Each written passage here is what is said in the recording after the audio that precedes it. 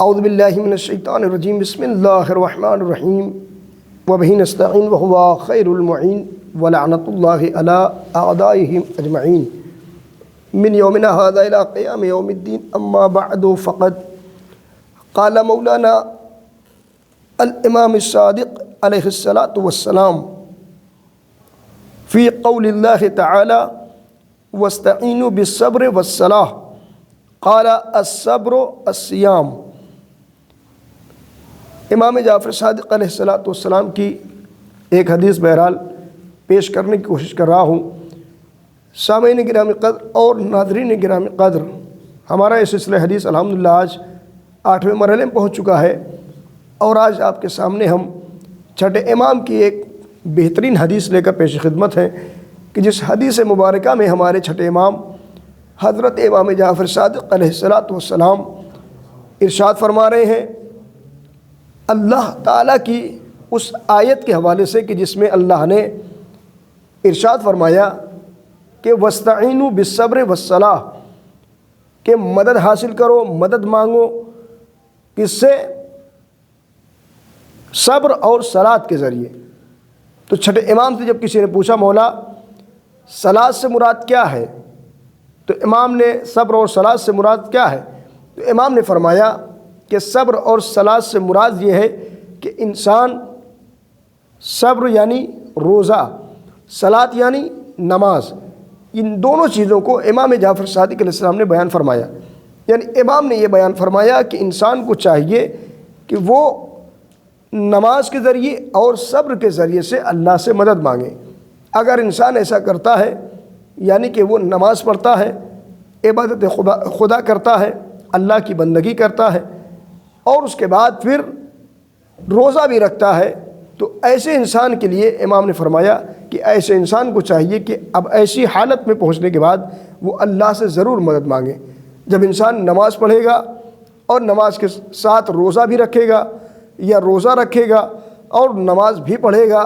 تو ایسی صورت میں اگر انسان جو ہے وہ اللہ سے مدد مانگتا ہے تو اللہ اس کی ضرور مدد کرتا ہے۔ یہ اور بات ہے کہ انسان جب ان دونوں چیزوں سے غافل ہو جاتا ہے اور اس کے بعد پھر اللہ کی بارگاہ میں پہنچتا ہے، اور پہنچنے کے بعد پھر وہ اللہ سے مثلا مدد مانگتا ہے اور چاہتا ہے کہ اللہ کی رحمت نازل ہو، اللہ کی برکت نازل ہو، اللہ کی مغفرت نازل ہو، اللہ اسے ہر مقام اور ہر محل پر مثلا رزق میں وسعت دے، عمر میں وسعت دے، یا اولاد میں برکت دے۔ جب یہ ساری چیزیں وہ مانگتا ہے لیکن ان چیزوں کو چھوڑ کر مانگتا ہے، مثلا نماز بھی نہیں پڑھ رہا ہے، روزہ بھی نہیں رکھ رہا ہے، تو ظاہر سی بات ہے اس انسان کو کیسے مدد اللہ کی مل سکتی ہے؟ اللہ کی مدد تبھی مل سکتی ہے کہ جب انسان نے روزہ بھی رکھا ہو، نماز بھی پڑھا ہو، نماز بھی پڑھی ہو، روزہ بھی رکھا ہو۔ جب انسان اس طریقے سے اللہ کی بارگاہ میں پہنچتا ہے اور اس کے بعد پھر اللہ سے وہ اولاد مانگے، رزق مانگے، عمر میں ترقی مانگے، علم و عمل میں ترقی مانگے، اور اس کے بعد یہ ساری چیزیں مانگتا ہے اگر، اور اپنی دنیا اور آخرت دونوں کی وہ فلاح و بہبود مانگے، یا دنیا و آخرت کو دونوں کو وہ اپنی عاقبت کے حوالے سے بہتری مانگے، تو ان ساری چیزوں کو جب وہ عبادت کر کے یعنی کہ نماز پڑھ کے اور روزہ رکھ کے مانگے گا، تب خداوند عالم اس انسان کو بہرحال عطا کرے گا۔ لیکن اگر انسان ان سے غافل ہے، نہ وہ جو ہے نماز پڑھ رہا ہے، نہ وہ روزہ رکھ رہا ہے، پھر اگر وہ مدد بھی مانگے گا تو شاید یہ بات قابل قبول نہیں ہوگی۔ اس لیے کہ اگر کوئی انسان کسی بادشاہ کے سامنے جائے اور بادشاہ کی بات بھی نہ مانے تو یہ ناممکن امر ہے کہ بادشاہ سے پھر وہ یہ توقع کرے کہ بادشاہ اسے سب کچھ دے گا، یہ ممکن ہی نہیں ہے۔ تو جب دنیا کا ایک عام انسان جو بادشاہ ہے ظاہراً، اس کے سامنے ہم اگر ایسی حرکت کرتے ہیں کہ ہم اس کی باتوں کو بھی نہ مانیں اور چاہیں کہ وہ ہمیں سب کچھ دے دے، تو یہ ناممکن ہے۔ تو ویسے ہی ہمیں تو سوچنا چاہیے وہ کریم اور رحیم پروردگار جو ساری کائنات کا خالق ہے، جس نے ہمیں سب کچھ بغیر مانگے دیا ہے، اگر اس نے حکم دیا ہے کہ تم مدد اللہ سے مانگو،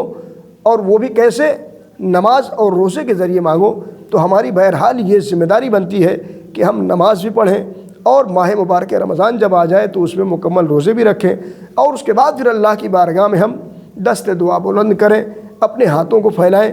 تب جا کے خداوند عالم کی وہ رحمت، وہ برکت، وہ مغفرت کی جو اس نے بہرحال ماہ مبارک رمضان میں خاص طور سے اپنے بندوں کے لیے فرشتوں کو نازل کر کر کے ہر ایک تک پہنچانے کا وعدہ کیا ہے، یہ غیر ممکن ہے کہ انسان نماز پڑھے روزہ بھی رکھے تو اللہ کی مدد نہ ہو، بلکہ ہمیں یقین کامل ہونا چاہیے کہ جب ہم نماز پڑھیں گے، جب ہم روزہ رکھیں گے تو اللہ کی بہرحال مدد ہمارے شامل حال ہوگی۔ لہذا عزیزان گرامی، ہم سب کی ذمہ داری ہے کہ ہم لوگ ماہ مبارک رمضان میں مکمل روزے رکھیں اور اللہ کی بندگی بھی